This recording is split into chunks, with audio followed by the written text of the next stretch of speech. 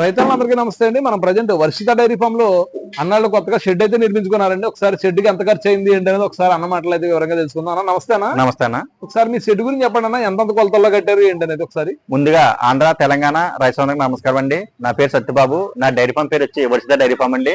నా అడ్రస్ వచ్చేసి తూర్పుగోదావరి జిల్లా రాజమండ్రి దగ్గర రామవరం గ్రామం అండి.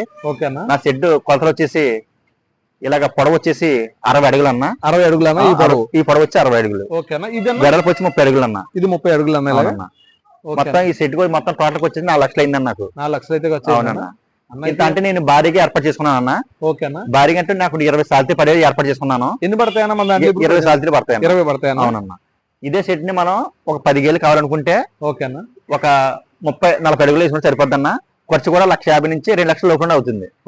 భారీగా ఎక్కువ బడ్జెట్ దాని పెట్టేసి గేదెలు కూడా ఎక్కువ చేసుకుంటే డైరీ ఫామ్ అనేది కొంచెం ఇబ్బంది అవుద్ది. కాబట్టి తక్కువ బడ్జెట్ లో గేదెలు వేసుకొని తక్కువ బడ్జెట్ సెట్ చేసుకుంటే డైరీ ఫామ్ సక్సెస్ అనేది సాధించగలం అన్న. ఓకేనా. అయితే మనం ఒకవేళ ఇంత షెడ్ అవసరం లేదనుకుంటే కనుక మనం 1,50,000 నుంచి 2 లక్షల లోపు అయితే ఆ షెడ్ అయితే నిర్మించుకోవచ్చు. తక్కువ ఖర్చుతో షెడ్ వేసుకొని ఎక్కువ గేదెలు కొనుగోలు చేయమని అన్న అయితే చెప్పడం జరుగుతుందండి.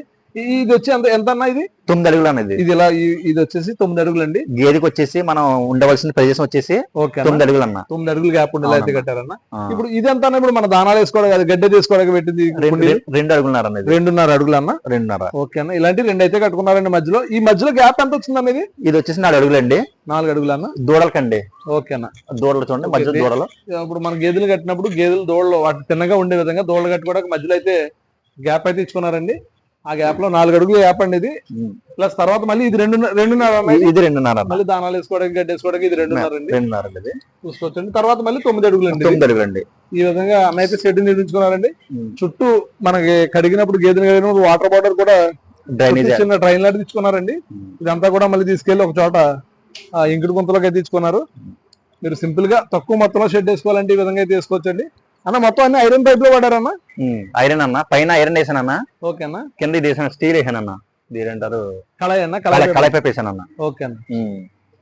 ఓకే అన్న. థ్యాంక్ యూ అన్న.